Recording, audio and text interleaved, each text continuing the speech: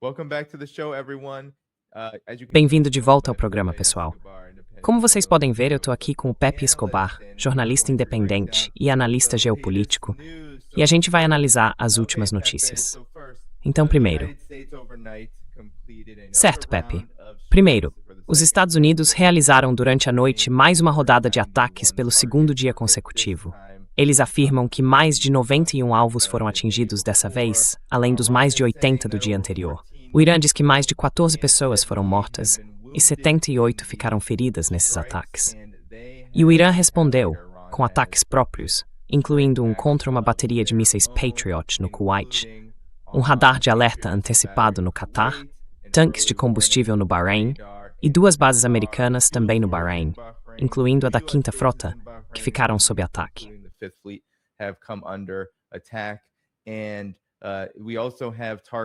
E também tivemos nesta manhã um ataque a uma base aérea na Jordânia, ou do ponto de vista do Irã nesta tarde, que envolveu mísseis hipersônicos, usados para lançar cerca de 10 mísseis balísticos em Azraq, na Jordânia, com o objetivo de destruir um centro de comando e controle. Isso é só a ponta do iceberg. Você mencionou, Pepe, que alguns dos ataques dos Estados Unidos atingiram ferrovias. O Irã afirma que importantes infraestruturas civis foram alvo, incluindo uma ferrovia entre o Irã e o Turcomenistão, que se conecta à China, o porto de Chabahar, um ponto estratégico no transporte entre Rússia, Irã e Índia, e a ferrovia Mashhad-Teherã, onde em Mashhad, o líder supremo, Ayatollah Ali Khamenei, está sendo enterrado neste momento. Então, Pepe, tem muita coisa para colocar em dia. Que tal nos ajudar a entender, talvez focando só nas últimas 24 horas, o que torna o segundo dia tão significativo, já que estamos vendo o reinício de uma guerra total, ou pelo menos algo que caminha nessa direção?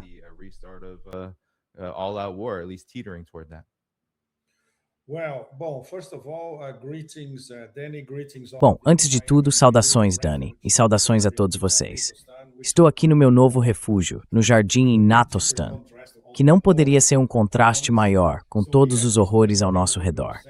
Aqui, pelo menos, dá para manter um pouco de sanidade. Mas aí a gente entra no estúdio, olha todo o equipamento, vê o que está saindo dali, e é um inferno absoluto.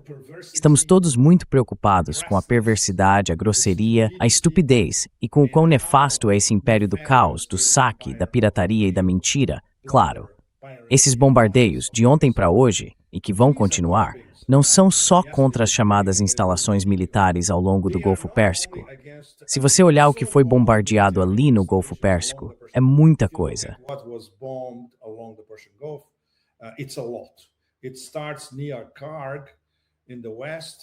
Começa perto de Karg, no oeste, e vai até o porto de Chabahar, no sudeste, perto da fronteira entre o Irã e o Paquistão.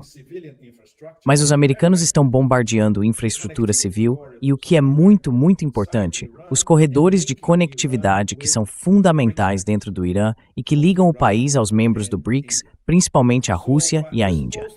Então, essa postagem que eu fiz sobre o bombardeio interno foi algo crucial e extremamente perverso, porque aconteceu justamente no dia em que, desde a noite passada, no meio da madrugada, milhões de peregrinos estavam pegando o trem de Teherã para Mashhad.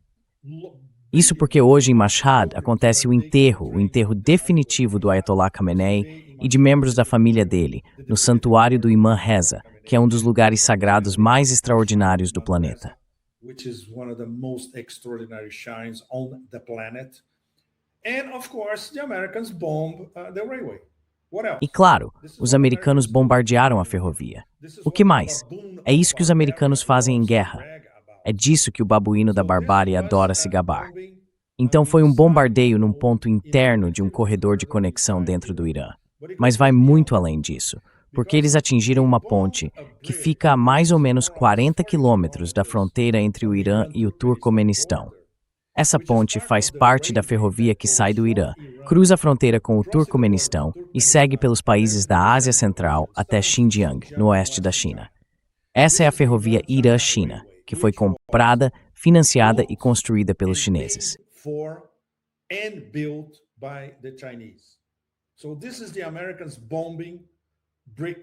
Então isso é basicamente os americanos bombardeando a integração dos BRICS, a integração eurasiana com o ângulo chinês.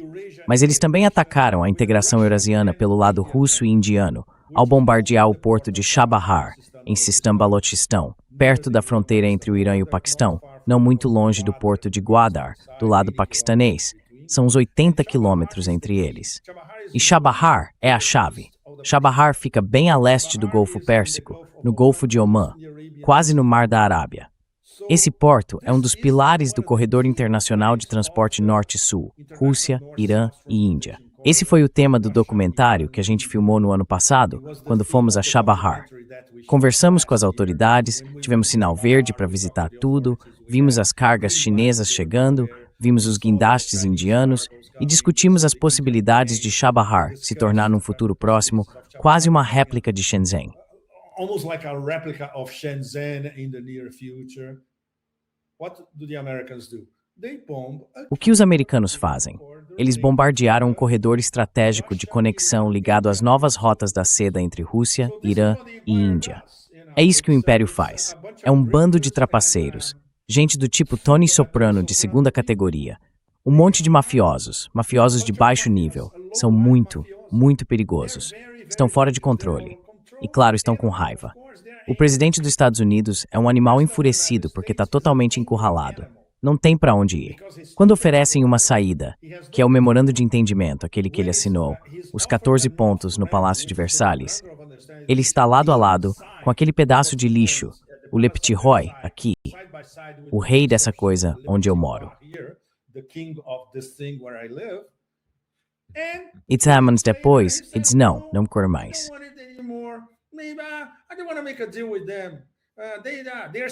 Eu não quero fazer um acordo com eles. Eles são escória. Estou citando ele. Ele disse, essas pessoas são escória. Então, basicamente, isso é autoprojeção. É o presidente dos Estados Unidos falando como o Roy Cohn, aquele canalha que ensinou ele a lidar com todo mundo. É isso. É algo além do nojento.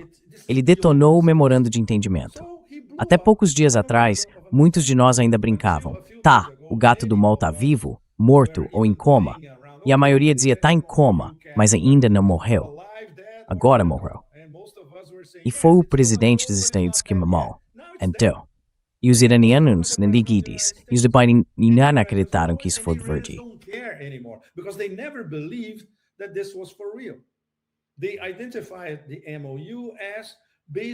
Eles viram o memorando de entendimento basicamente como os Estados Unidos ganhando tempo. E foi exatamente isso que eles fizeram e vão continuar fazendo. Agora voltamos para a escada da escalada. E nesse momento, estamos bem no meio dessa escalada. Foi muita ingenuidade nossa acreditar que o memorando de entendimento faria com que eles se sentassem para discutir o assunto. Então, Dani, e todos vocês, isso é extremamente angustiante. Embora, claro, totalmente previsível, tão previsível quanto podia ser. No caso do que a gente estava tentando acompanhar, que era o papel dos mediadores paquistaneses, isso se traduz para mim e para o Larry no nosso novo canal, o mesmo em que o Dani participou ontem, o protocolo de transição.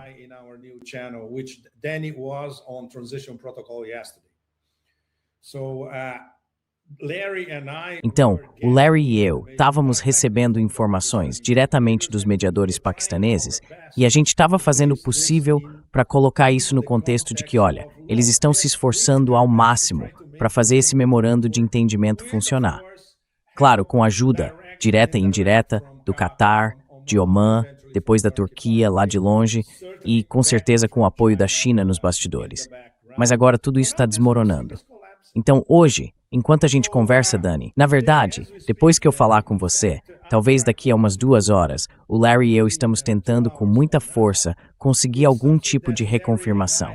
A gente já tem uma confirmação, mas nós dois dissemos, olha, isso não é suficiente. A gente precisa de uma confirmação certificada.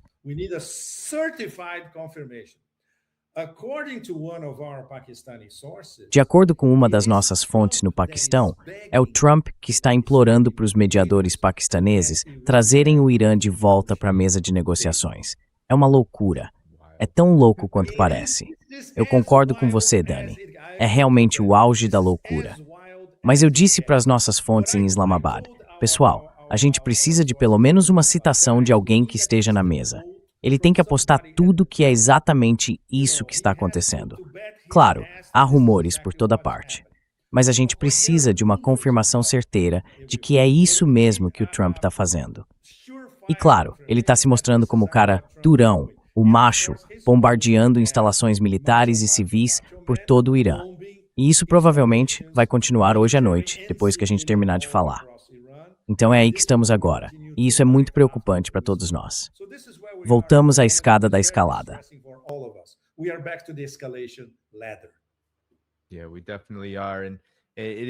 Sim, com certeza estamos. E tá ficando bem bárbaro, como você disse, Pepe. O Donald Trump compartilhou isso sobre Chabahar. Aliás, essa imagem é da Guerra de 12 Dias, e ele disse que era uma retaliação pelo bombardeio de ontem. Mas essa não é a imagem de ontem, certo? Não, não é. O Trump publicou no Truth Social como se fosse. Disse que era uma retaliação pelo bombardeio de navios feito pelo Irã, e avisou que se acontecer de novo, vai ficar muito pior. E aí, com seu relato de que o Trump é quem estaria implorando Pepe para voltar à mesa de negociações, foi isso que ele disse à imprensa quando perguntaram sobre o assunto.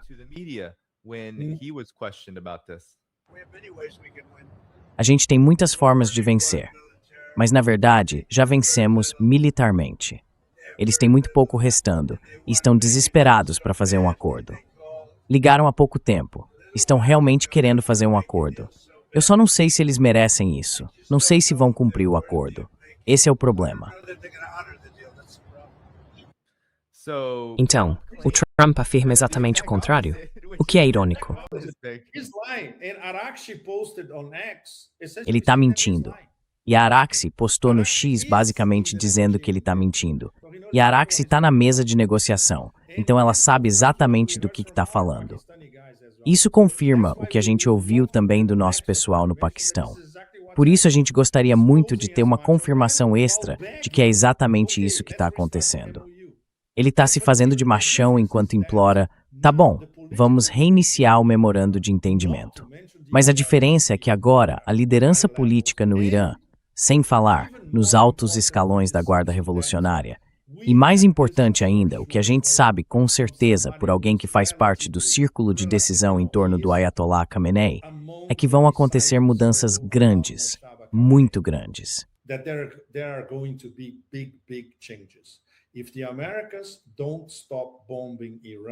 Se os americanos não pararem de bombardear o Irã, tudo muda de figura. E essa decisão vem diretamente de Mustafa Khamenei. Então essa semana é bem peculiar, porque todo o aparato do governo iraniano esteve envolvido nos rituais fúnebres, nas cerimônias, nas conversas com delegações estrangeiras, nas idas às ruas de Teherã, enfim, em tudo isso. Isso termina hoje, quinta-feira. Amanhã, a história é completamente diferente. Amanhã vai acontecer uma reunião de altíssimo nível com todo mundo que realmente importa em Teherã. Eu diria o seguinte, a escada de escalada está de volta. Ele está bombardeando nossas instalações, tanto militares quanto civis. Então, qual é a nossa resposta? Nossa resposta não pode ser apenas bombardear a base de Al-Udeid, no Catar, bombardear o Kuwait e pronto.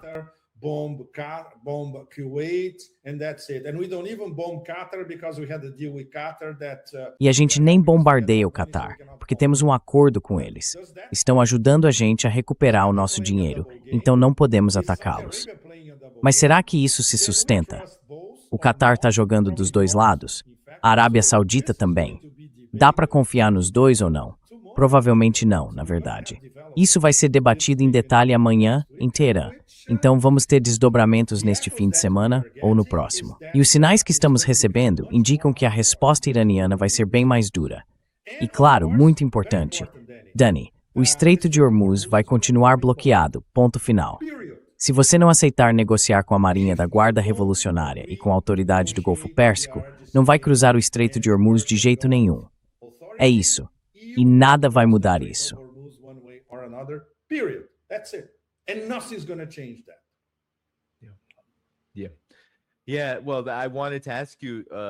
Certo. Eu queria te perguntar sobre a sua avaliação da resposta do Irã até agora. Porque, como você mencionou, ela tem se concentrado principalmente no Bahrein e no Kuwait, com um ataque registrado na Jordânia, em Azraq. Mas eu acho que o ponto mais revelador é outro. o Estreito de Hormuz está na prática fechado de vez. Ontem à noite foi relatado um único navio. Depois saiu uma postagem mostrando que era um pequeno navio indiano. Alguns disseram que era só um barco de madeira, bem pequeno, um barquinho de madeira. Mas de resto, tudo está fechado. O chamado Corredor de Oman também foi fechado. E pelo que parece, desde então, talvez só 2 navios tenham conseguido atravessar.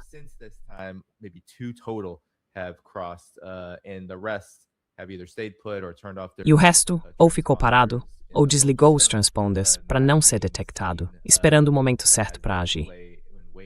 Então, Pepe, essa retaliação inicial do Irã é basicamente sobre a Guarda Revolucionária.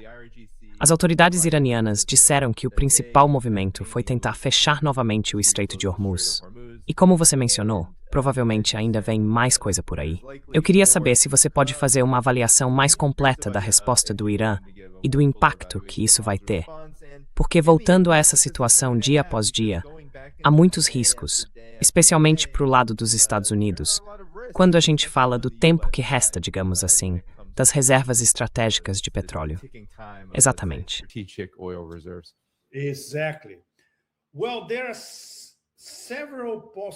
Bom, existem vários cenários possíveis acontecendo ao mesmo tempo, Dani, que podem se desenrolar. Já tem uma discussão em andamento entre analistas iranianos muito competentes. Esquece os filmes de Proesta.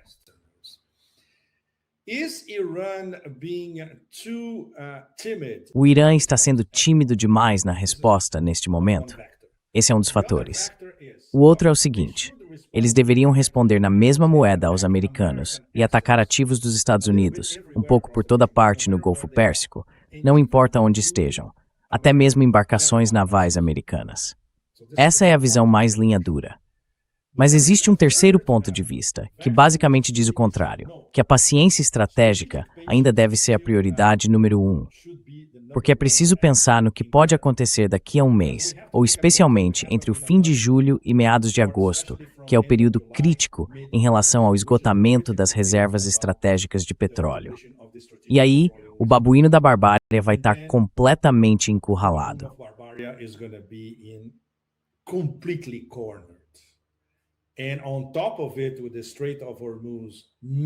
E além disso, com o Estreito de Hormuz fechado, sob total controle iraniano, ele não tem saída. Então há diferentes formas de análise que os especialistas iranianos estão fazendo sobre isso. Todos esses caminhos têm prós e contras. Mas também existe uma informação que estamos tentando confirmar, algo extremamente importante.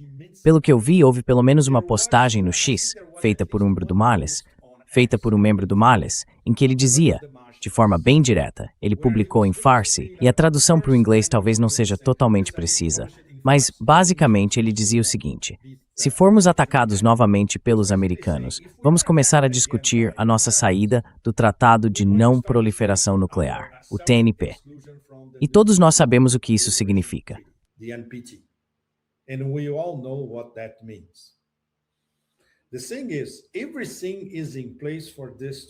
A questão é a seguinte: tudo já está preparado para que isso aconteça, legalmente no Irã. Se o Irã decidir fazer isso e houver um período em que seja preciso formalizar, eles podem fazer. E depois disso, tudo muda de figura. Isso incluiria uma revisão da doutrina nuclear iraniana por Mostafa Khamenei, o novo líder, ainda invisível por motivos óbvios de segurança, mas sob uma pressão enorme, até de amplos setores da opinião pública iraniana. O Irã foi bombardeado de novo, bombardeios sérios contra a infraestrutura do país. A economia está em situação crítica. E se esses ataques a pontos estratégicos de ligação com outros membros dos BRICS continuarem, vai ser mais um problema para a economia iraniana. A grande questão é, quanto tempo eles conseguem resistir? E que tipo de dissuasão, a dissuasão máxima, eles poderiam aplicar?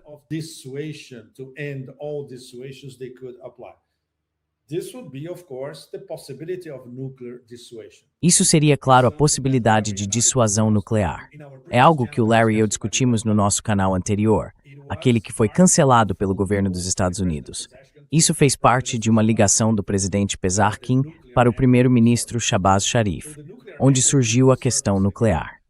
Então esse tema nuclear pode voltar à tona por decisão do novo líder, Mostafa Khamenei. E claro, a fátua do pai dele teria que ser revisada.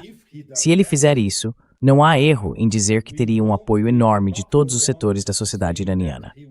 É por isso que essa situação toda é tão perigosa neste momento. Existe uma possibilidade real.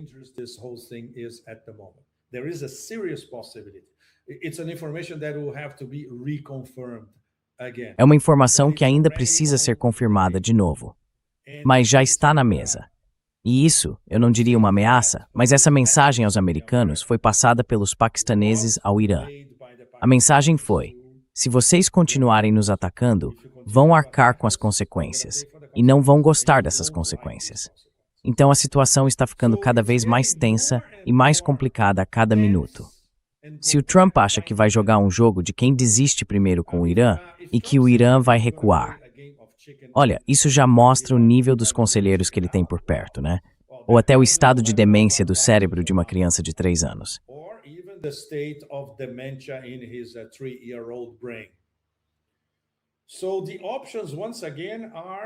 Então, as opções, mais uma vez, do ponto de vista do Irã, são as seguintes.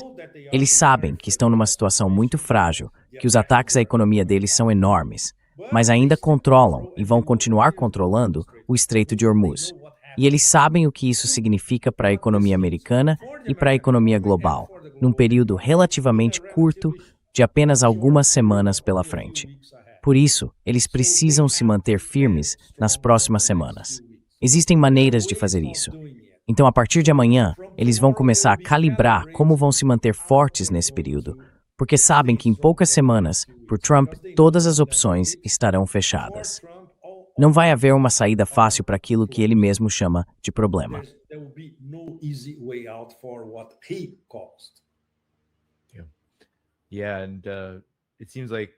E parece que o Irã já está se ajustando. De acordo com o Tanker Trackers, um relatório diz que cerca de 10 milhões de barris de petróleo bruto do Irã foram enviados quase que imediatamente, com a previsão de que PEP, o bloqueio, quer dizer, a volta do bloqueio. A retomada do bloqueio, que é bem possível. É bem possível. É só isso que eles fazem, sim. E é justamente isso. O mais impressionante nisso tudo é o que você acabou de dizer. Existe uma questão de tempo, especialmente em relação ao petróleo e às reservas de petróleo, que pode levar a uma crise econômica catastrófica. Então eu sei que você tem uma coluna saindo em breve, Pepe. Talvez você possa ajudar a gente a entender as grandes implicações disso e o que você pretende abordar sobre por que essa guerra foi retomada e o que exatamente está em jogo aqui, quando a gente fala das consequências globais de tudo isso. Porque parece que o tempo está jogando a favor do Irã. Os Estados Unidos parecem não perceber isso, ou simplesmente não se importar. O que você acha?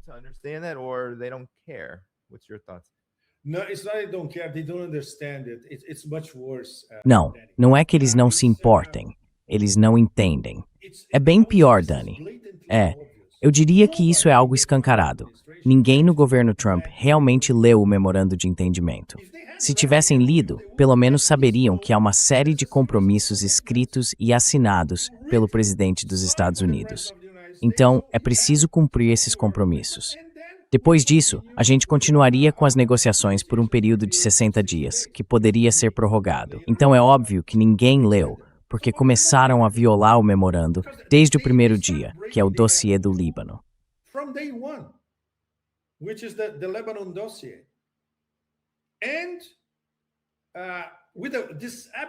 E com essa provocação totalmente barata no começo da semana, dizendo para os petroleiros do Kuwait, um deles era de Omã, se não me engano, e outro do Catar, no total 5 navios-tanque.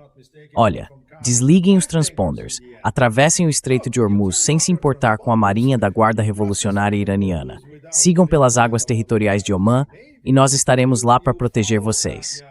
Adivinha o que aconteceu? Não protegeram nada e, obviamente, todos os 5 navios foram atingidos pela Marinha da Guarda Revolucionária. Isso era inevitável. Então, o que foi isso? Foi uma provocação barata? Sim, foi. Foi uma provocação barata para poderem culpar o Irã, exatamente como o presidente dos Estados Unidos está fazendo.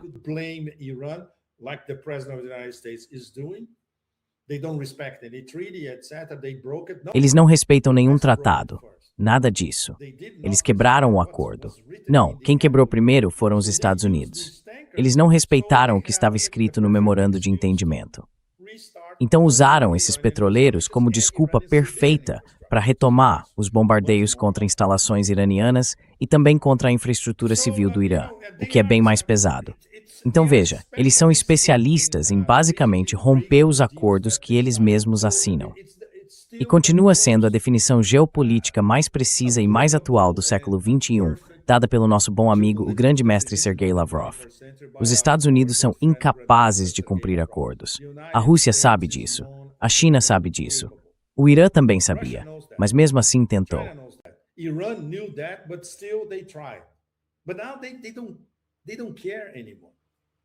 Mas agora eles não ligam mais. Agora eles não estão nem aí, porque sabem que é absolutamente impossível. Para eles está claro que existe só o plano A dos Estados Unidos e de Israel, destruir o Irã, ponto final. Não existe plano B. Isso quer dizer que não há diplomacia, não há memorando de entendimento, não há discussão sobre modalidades, nada disso. E tudo isso depois de uma derrota estratégica, Dani. Dá para imaginar se eles tivessem vencido a guerra? Eles perderam a guerra e ainda querem impor ao vencedor seus preconceitos e a sua, digamos, incapacidade total de entender a situação geopolítica, geoeconômica e militar. O que é que eles vão fazer?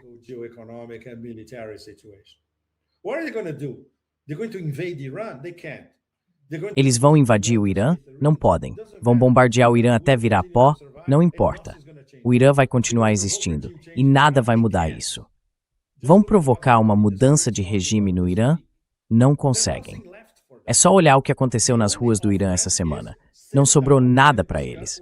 A única saída é sentar e discutir o que foi assinado no memorando de entendimento. E eles detonam tudo. Então todos nós ficamos sem palavras, sem argumentos, sem abstrações filosóficas, o que for. Só dá para ficar chocado com o completamente insanos essas pessoas são. Pois é, são mesmo. A gente sabe que são.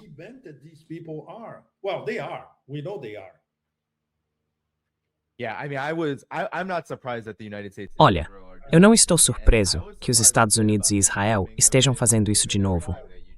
O que me surpreendeu um pouco foi o momento em que aconteceu, considerando tudo o que você acabou de mencionar, especialmente o choque do petróleo e a crise econômica em andamento. Fiquei um pouco chocado com o timing, mas eu queria ouvir a sua avaliação. Talvez você possa ajudar o público a entender a situação do corredor de Oman, porque nem todo mundo sabe. Algumas pessoas têm dito que isso é como uma disputa pelo Estreito de Hormuz, que é uma espécie de reinício. Faz o quê? Uns 11, 12 dias, e agora está ainda mais intenso neste momento. Então ajuda a gente a entender. O que é isso exatamente? Como isso surgiu? Eu vi algumas pessoas nas redes sociais dizendo que Oman está traindo o Irã nessa história. Mas eu queria que você explicasse melhor quais são as dinâmicas reais em jogo. E claro, isso é um fator direto que levou o Irã a atacar aqueles petroleiros. E depois o Trump usou isso como desculpa para voltar à guerra.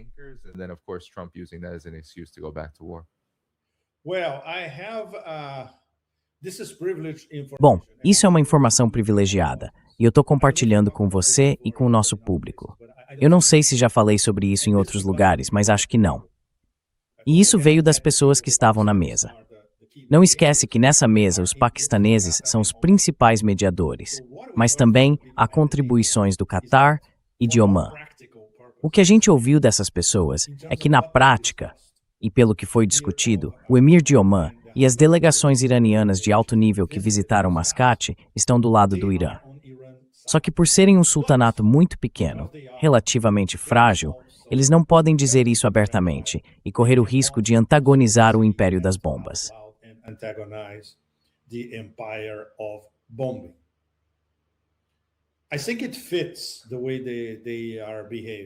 Acho que isso combina com o jeito que eles estão agindo. Mas é complicado, porque um desses petroleiros que violou as regras iranianas, impostas pela Marinha da Guarda Revolucionária, para atravessar o Estreito de Hormuz, um desses navios era de Oman, se não me engano. Então o que é isso? Jogo duplo? Traição? Isso precisa ser esclarecido, e tenho certeza de que os iranianos vão cobrar explicações de Oman. Será que foi uma decisão de um armador privado, sem coordenação com o governo? Sei lá, foi suborno? Você escolhe. Na prática, em termos de negociação, Oman tende a se alinhar mais com o Irã, mas não pode se dar ao luxo de enfrentar diretamente os Estados Unidos. Ou será que os Estados Unidos forçaram esse petroleiro a passar pelas águas territoriais de Oman?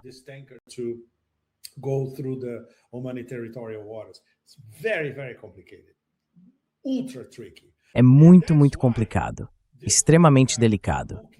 E é por isso que todo esse teatro da mediação em si, ao qual o Larry e eu temos a sorte de ter acesso, é tão interessante o que esses caras estão discutindo na mesa. Mas às vezes, muita coisa que a gente ouve não bate com o que a gente vê. Então a gente tenta ir além e pensar, ok, talvez isso seja algo tão profundo que só vamos ver esse jogo sendo jogado mais pra frente. E isso é bem possível. As intenções dos mediadores são as melhores possíveis, porque no fim das contas, são mesmo. Eles têm a confiança dos iranianos e contam, pelo menos em teoria, com Oman, Catar e Arábia Saudita do lado deles também, no sentido de que o memorando de entendimento não pode fracassar.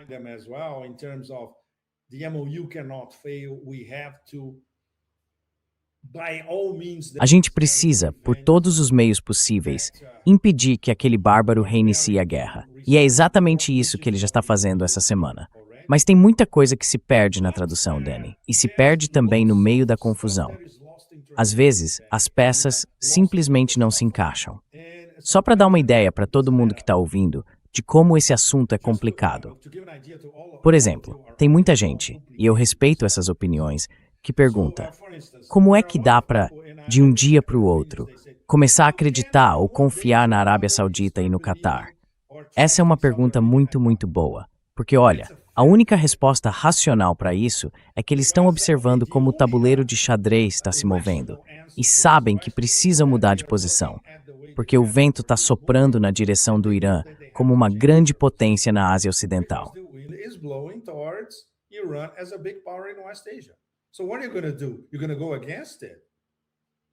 Então, o que você vai fazer? Vai se opor a isso. Essa é a única explicação lógica, racional. Não estou dizendo que seja a única explicação possível. Pode haver outras. E olha, jogar dos dois lados também pode fazer parte de todo esse jogo, sem dúvida. A gente não descarta nenhuma hipótese. É só para vocês terem uma noção de como a situação toda é complicada e tensa, sabe? E em quem dá para confiar, né? Nossa, é mais do que complicado. Todo mundo sabe. E eu tenho certeza de que todos os envolvidos na Ásia Ocidental sabem em quem não dá para confiar. Isso é mais do que óbvio, certo? That's more than obvious, right? Right. Yes, definitely. Sim, com certeza. Então a pergunta é para você, Pepe. Eu queria te perguntar sobre o alvo específico dos Estados Unidos nessa região. Eles estão muito focados no Golfo Pérsico, na costa sul do Irã, Siraf, Qeshm, Bandar Abbas. E alguns têm especulado que isso pode ser porque talvez os Estados Unidos estejam de olho em uma possível invasão terrestre de algum tipo para capturar alguma ilha. Quer dizer, Karg é sempre a que mais se comenta. Outros falam talvez na ilha de Qeshm, como uma ideia meio fantasiosa de tentar ter algum tipo de controle sobre o Estreito de Hormuz. O que você acha dessa possibilidade? Porque o Trump, com todos os grandes defeitos dele e tudo o que ele representa em termos de desonestidade, é algo que ele sempre volta a mencionar quando o assunto é guerra. Então, qual é a sua opinião sobre isso?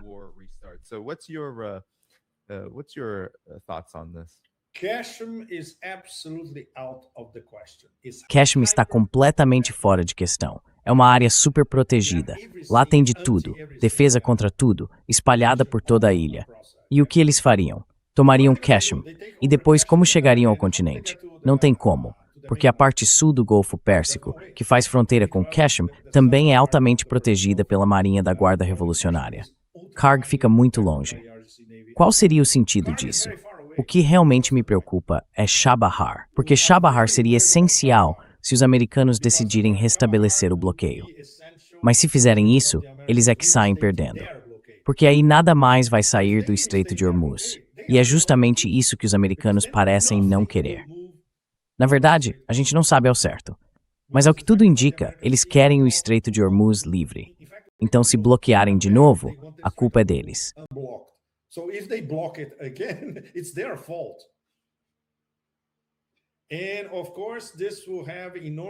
E claro, isso vai ter repercussões enormes entre os clientes asiáticos de tudo que passa pelo Estreito de Hormuz.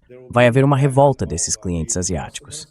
Alguns deles são, digamos, colônias americanas. Certamente não a China. A China é diferente. Mas se a China perceber que os petroleiros iranianos estão sendo bloqueados pelos americanos e não conseguem chegar até lá, ou que os petroleiros chineses estão sendo bloqueados pelos americanos a leste do Estreito de Hormuz, a leste do Golfo Pérsico, em Chabahar, eles vão reagir, obviamente. Então, todas as opções de uma possível invasão terrestre. Para quê? Você não vai controlar nada. E as respostas do Irã vão ser no sentido de atacar e incomodar essas chamadas forças americanas que conseguirem estabelecer uma cabeça de ponte em algum lugar. Vai ser um inferno. Establish a bridgehead somewhere, it's going to be hell. This was already game, né? And this was already game, Danny. Isso já era jogo. Já era jogo, Dani. E o Pentágono sabe muito bem o tipo de inferno que vai ser lá. Então todas as opções para eles são péssimas. Mesmo assim, continuam insistindo em bombardear a única opção que seria relativamente administrável. Mas claro, para começar, vamos tentar entrar na cabeça desses caras. Aceitar o memorando de entendimento é basicamente aceitar a própria derrota estratégica, só que de um jeito disfarçado. Porque não foram eles que definiram os termos do memorando, foi o Irã. Os 14 pontos são os 14 pontos iranianos, não os pontos americanos. Psicologicamente, para eles, isso é impensável. Eles nunca vão aceitar. E isso é algo que os iranianos deveriam ter previsto desde o começo. And this is something that the Iranians should have foreseen from the beginning. In fact, many among the leadership did. Na verdade, muitos entre a liderança pensaram assim. Por exemplo, todo mundo na Guarda Revolucionária disse que esse memorando de entendimento era uma porcaria. Mas Arashi, Kalibov, Pezeshkin, você sabe. E claro, algo muito importante que pode mudar já a partir de amanhã. A melhor informação que a gente tem, vinda de pessoas próximas ao círculo interno do Mostaba, é que ele deixou a decisão sobre o cessar-fogo e o memorando para o Conselho Supremo de Segurança Nacional, que tem 13 membros. Pelo menos 2 deles são progressistas, incluindo os aliados do presidente. Os outros são, em sua maioria, da Guarda Revolucionária, ou ligados a ela. São bem mais linha dura. Mas mesmo assim, no fim das contas, o Mostaba basicamente disse para eles: olha, se vocês tiverem uma maioria sólida, sigam em frente. Essentially, Mostaba told them, look, if you have a solid majority, go ahead. I bless your decision. Eu apoio a sua decisão. Acho que essa é a melhor versão pública possível do que aconteceu. Mas agora ele pode mudar de ideia, porque todo mundo está vendo com os próprios olhos que os americanos detonaram o memorando de entendimento que eles mesmos assinaram. Então, qual é o sentido de continuar discutindo um memorando desses? Até o começo dessa semana, pelas informações que a gente tinha, havia uma data provisória, sábado, 11 de julho, para a delegação dos Estados Unidos ir a Islamabad e retomar as negociações. Mas isso já estava praticamente acertado antes de os americanos resolverem acabar com tudo. Então agora a gente recomeça com o memorando morto, na prática, não é?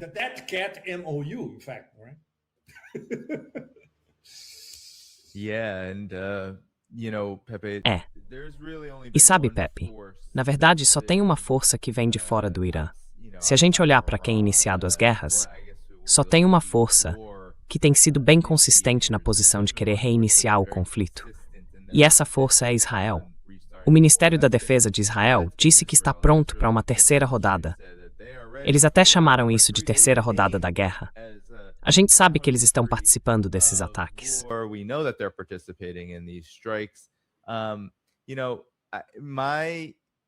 Sabe quando eu ouvi, 2 dias atrás, o quê?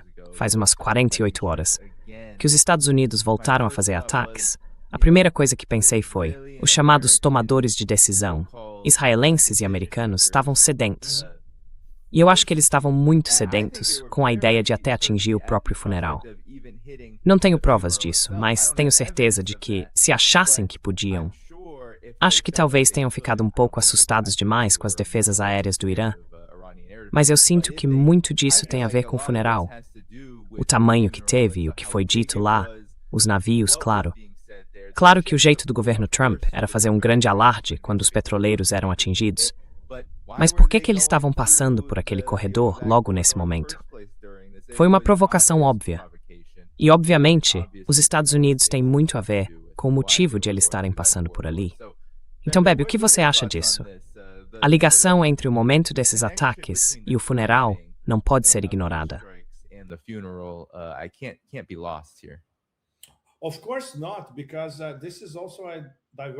Claro que não, porque isso também é uma tática de distração, né? Obviamente, qualquer pessoa com um celular pode ver que essas imagens estão espalhadas pelo mundo todo, especialmente em todo o sul global, como uma forma de manifestação.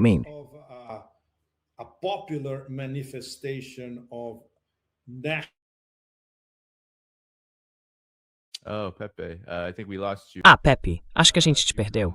Quando você voltar, você estava dizendo que todo mundo pode ver que isso é uma manifestação popular, de caráter nacional, e aí a gente te perdeu. Tomara que o Pepe consiga voltar. Pepe, você voltou? Acho que sim. Sim, voltei. Tô vendo você. Meu Wi-Fi ficou doido. Agora voltou. Amazing you. Não. Estava dizendo que isso é uma manifestação do nacionalismo popular. Exatamente. Respeito popular, coesão nacional, solidariedade do povo, uma homenagem à vida de um líder espiritual, religioso e político que começou como revolucionário e, na verdade, um amigo do Sul Global, respeitado em todo o Sul Global. E, independentemente de posições políticas ou classes sociais, são pessoas das grandes cidades, dos bairros ricos aos mais pobres, das províncias, de todos os lugares. Sem falar no Iraque, onde vieram pessoas de todo o país, não só de Najaf e Karbala, que são lugares relativamente muito pequenos, mas de todo o Iraque. Essa solidariedade xiita entre Irã e Iraque é imensamente poderosa, e não apenas no mundo muçulmano, entre a Umma, mas em todo o sul global.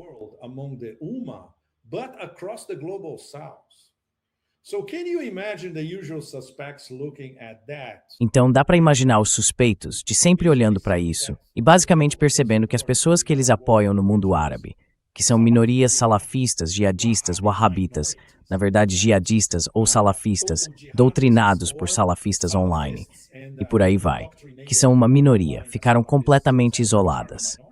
E aí você vê essa demonstração popular de unidade xiita num funeral, com rituais conduzidos com extrema dignidade, e todas essas delegações estrangeiras indo a Teherã para prestar respeito e homenagem. Isso é uma mensagem extremamente poderosa, não só para a Ásia Ocidental, mas para o resto do planeta. Então eles precisavam fazer algo para desviar a atenção disso. E o que fazem? Recomeçam os bombardeios. Pois é.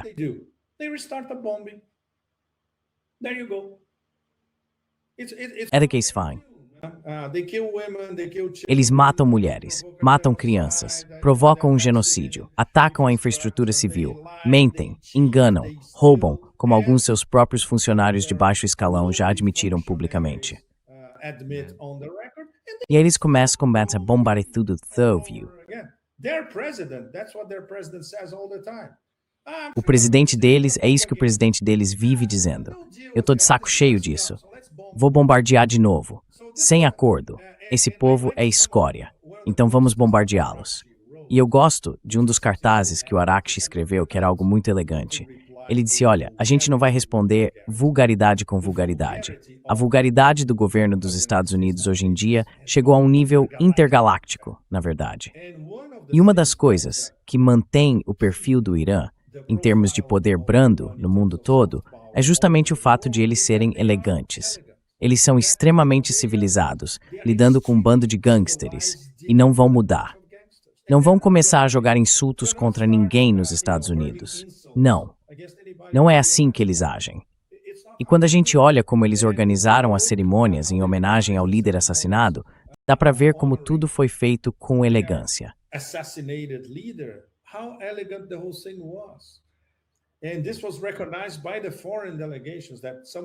E isso foi reconhecido pelas delegações estrangeiras. Algumas delas enviaram representantes no mais alto nível. Os russos mandaram o número 2 do governo, o Medvedev. Isso é uma declaração bem significativa. Os chineses enviaram uma delegação parlamentar de altíssimo nível. Então é isso, eu diria que esse é o contraste mais nítido possível entre civilização e barbárie. E indo para um lado mais de cultura pop, a gente tem o presidente dos Estados Unidos achando que pode roubar uma decisão na Copa do Mundo, que é o maior evento esportivo do planeta, forçando o presidente da FIFA a cancelar um cartão vermelho. Algo que nunca aconteceu na história do futebol. Isso já diz tudo o que as pessoas precisam saber. É isso. Esse é o exemplo de cultura pop disso tudo, um bando de verdadeiros gangsters.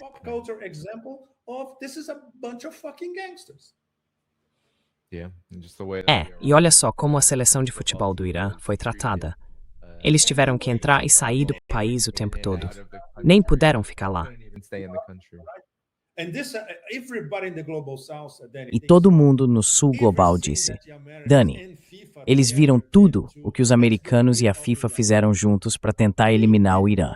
Eles não perderam uma única partida. Então saíram de cabeça erguida, com o respeito de todo mundo do futebol e de todo o Sul Global, porque todo mundo viu o que estava acontecendo.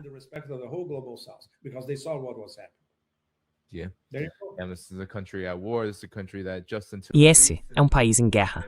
Um país que até pouco tempo atrás estava sob sanções. Claro, essas sanções voltaram, mas tinham sido suspensas por apenas alguns dias. Então, aqui está exatamente o que Abbas disse. Como você mencionou, usar uma linguagem ofensiva, ao se referir à nação civilizada e corajosa do Irã, não diminui a sua grandeza. Os iranianos são conhecidos por sua civilidade, sua cultura e seus fortes valores morais. Nós não respondemos vulgaridade com vulgaridade, mas com ação, sem medo, com muita coragem. Isso é uma coisa boa, né? Aqui com certeza não é Mar-a-Lago.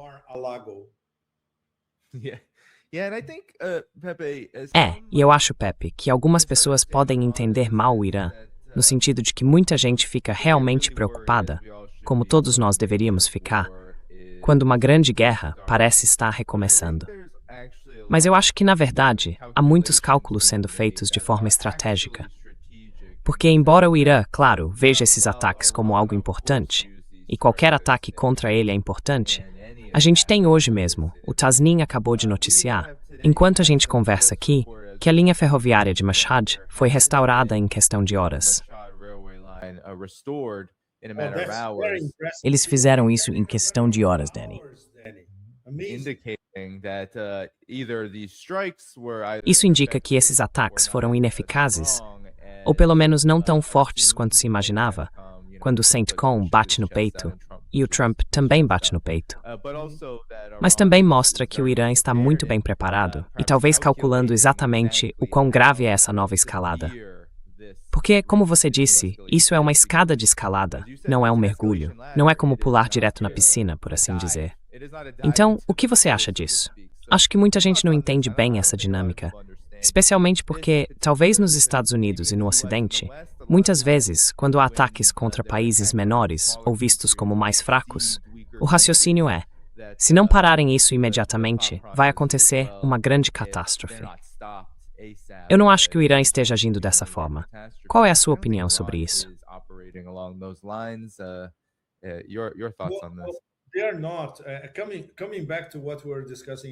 Não estão.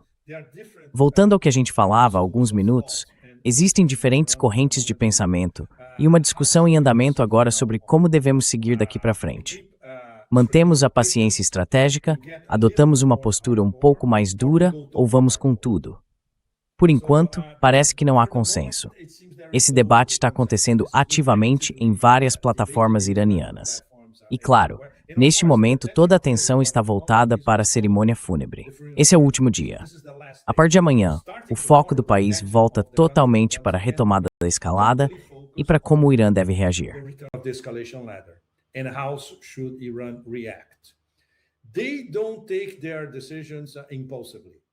Eles não tomam decisões de forma impulsiva. Isso é muito, muito importante, em primeiro lugar. Em segundo lugar, a partir de agora, depois que o papai Khamenei, digamos assim, para usar um tom mais carinhoso, for enterrado, toda a responsabilidade vai estar nas mãos do filho dele, Mostafa. Então, como o Mostafa vai afirmar a autoridade total dele depois disso? Tipo, ok, encerramos a era anterior, começa uma nova. Mostafa é o líder, ele tem respeito consensual, tanto do lado político quanto do lado militar. O país está sob uma ameaça existencial, está sendo bombardeado de novo. A economia está numa situação muito, muito, muito complicada. Então, quais serão as grandes decisões dele? So what will be his major decisions? And that includes, of course, how, from now on, E isso inclui, claro, como a partir de agora a gente vai ajustar a nossa resposta a esse império totalmente fora de controle. Então essa vai ser a grande questão a partir de amanhã. E dependendo do que eles forem discutir, vamos ver exemplos de como pretendem lidar com a possibilidade de uma retomada das negociações mediadas pelos paquistaneses. Os paquistaneses estão dizendo que estão fazendo tudo o que podem para tentar reduzir um abismo que parece impossível de fechar. Todo mundo, e eu quero dizer todo mundo, Turquia, Egito, Arábia Saudita, Catar, Omã, os Emirados não contam porque ainda estão em guerra com o Irã, e isso é outra história. Mas os paquistaneses dizem, olha, estamos tentando trazer os Emirados para a mesa, mas é um processo demorado.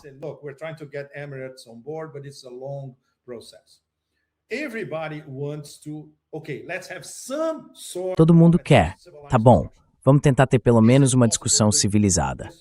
Mas dá para fazer isso com esse presidente dos Estados Unidos? Todo mundo sabe que não dá. E mesmo assim, continuam tentando. Então é isso. Agora, de certo modo, a bola está com o líder Mostafa Khamenei. É ele quem vai decidir. Vamos continuar com alguma variação de paciência estratégica? Nossa paciência acabou? Vamos causar um dano sério aos Estados Unidos? Ou não vamos fazer nada, só esperar? Porque a gente sabe que tem alguns prazos chegando aí que são totalmente desfavoráveis para o governo Trump. Então é aí que estamos, Dani, nesse momento. Uma grande, grande encruzilhada. É isso. Big crossroads. Yeah, and I'll just pull this up. Certo. Deixa eu mostrar isso aqui para o pessoal ter uma noção do tamanho que isso tomou agora. Uau! É uma cena impressionante. E me faz pensar, com todos esses vídeos circulando, mostrando cabeças e cartazes de Trump sendo apedrejados no Irã, eu fico me perguntando se esses ataques vão mudar a forma como eles veem a situação atual da guerra e a posição deles sobre isso, que é basicamente buscar vingança e justiça pelos crimes cometidos. Não só pelo assassinato e o homicídio do líder supremo e da família dele, mas também pelas milhares de outras pessoas que foram mortas, pelas centenas de crianças que morreram, incluindo 168 só num ataque em Manab. Então, hundreds of children who were killed, including 168 in just a strike in Manab. So this is another factor I've been asking people to comment. Esse é outro ponto sobre o qual eu tenho pedido para as pessoas comentarem. O fator humano. Isso é uma parte importante das guerras dos Estados Unidos. Conseguir empurrar a situação interna de um país para um estado de instabilidade ou para uma situação política favorável aos interesses dos Estados Unidos e de Israel. Isso não parece ser a receita do sucesso nesse campo. Pepe, o que você acha disso? Arena, Pepe, your thoughts about that? Não, de jeito nenhum, Dani. Existe um consenso nacional e você até pode dizer que é uma espécie de vingança, mas isso é uma explicação muito simplista. No fim das contas, não. Eles vão ter que pagar pelo que fizeram. Certo. Eles nos atacaram diretamente, sem provocação. Mataram nosso líder. Mataram boa parte da nossa liderança política. Nos bombardearam e continuam nos bombardeando. Disseram que iam parar, que iam sentar à mesa para conversar e bombardearam as conversas, uma e outra vez. Então, como é que a gente pode... E aí entra a questão da confiança.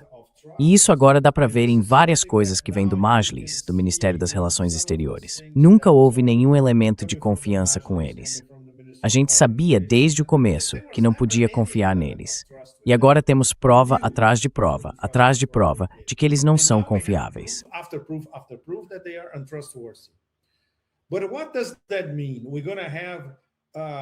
Mas o que isso quer dizer? Vamos ter um sistema sem guerra e sem paz, que pode durar indefinidamente. O Irã não pode viver assim. O Irã não consegue funcionar direito desse jeito. Eles precisam começar a reconstruir. claro que não vai haver um encerramento real. E algum tipo de vingança pelo assassinato do líder Soleimani. Esse é um processo que pode levar anos até que cheguem lá. E eles são não esqueça, os xiitas são extremamente pacientes. Eles não agem de forma impulsiva, esquece. Mas para normalizar a vida no Irã, eles precisam disso, tanto para o sistema quanto para a população. For the system and for the population. And normalizing with the neighbors, which is a process that... E a normalização com os vizinhos, que é um processo que já começou. Por exemplo, a normalização com o restante da Ásia Ocidental é possível. O único vetor totalmente impossível é, claro, o culto da morte, Israel. Ninguém normaliza com Israel. Por definição, isso é impossível. Mas o Irã, ressurgindo como uma grande potência na Ásia Ocidental e também no Sul global, precisa começar, é claro, a curar feridas, reconstruir as relações com os vizinhos e trabalhar na nova arquitetura de segurança da Ásia Ocidental, que basicamente vai envolver o Irã, o Paquistão e a Arábia Saudita, essencialmente. Iran, Pakistan and Saudi Arabia, essentially. So for all that to start moving, então, para que tudo isso comece a andar, eu não diria em alta velocidade, mas pelo menos com alguma velocidade. Primeiro, eles precisam ter certeza de que não vão ser bombardeados pelos Estados Unidos toda semana. É simples assim, sabe? E não há garantia nenhuma. Com esse presidente não há garantia, porque ele não respeita leis nem o bom senso. Eu nem diria diplomacia, mas o bom senso. E mesmo agindo no próprio interesse, ele sabe que tem uma catástrofe potencial bem ali na esquina, para o país dele, para a economia dele e para a economia global. E ainda assim ele se comporta como um moleque mimado e completamente sem noção. É ridículo.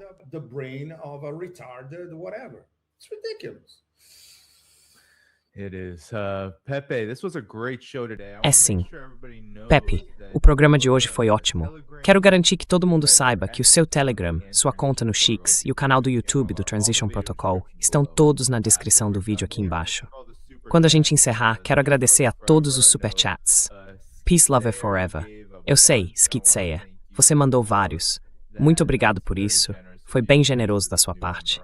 Obrigado também ao novo membro, o André. E obrigado a... Bom, não vou soletrar isso. Parece muitos nomes. Eu adoro o programa vietnamita. As pessoas também podem derrubá-los. Olha, isso é genial.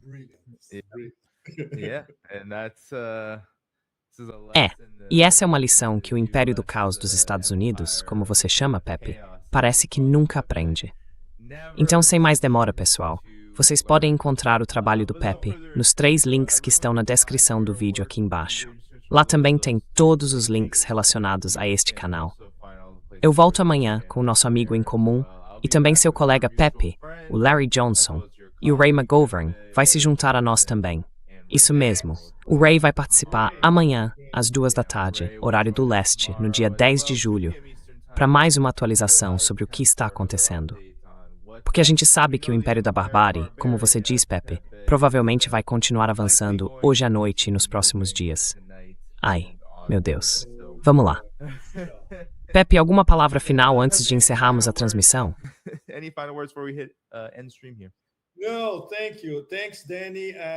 Não, obrigado. Valeu, Danny. Foi ótimo. O Danny participou ontem do Transition Protocol. Confere lá. A entrevista dele foi ontem. E hoje, eu e o Larry, talvez a gente tenha uma bomba pela frente. Depois a gente passa a bola pro Danny, claro, dependendo da confirmação dessa bomba. E não esquece, como a gente costumava dizer há zilhões de anos na América Latina, vou te dar a versão em português do Brasil. A luta continua.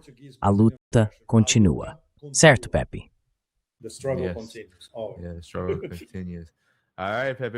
A gente vai ter que fazer isso de novo em breve. Pessoal, não esquece de deixar o like antes de sair. Dá uma olhada em todo o trabalho do Pepe e nos links para apoiar o canal, que estão na descrição do vídeo. Por hoje é isso. A gente se vê amanhã, dia 10 de julho, às 2 da tarde, no horário do leste. Tchau, tchau. 2 p.m. Eastern Time.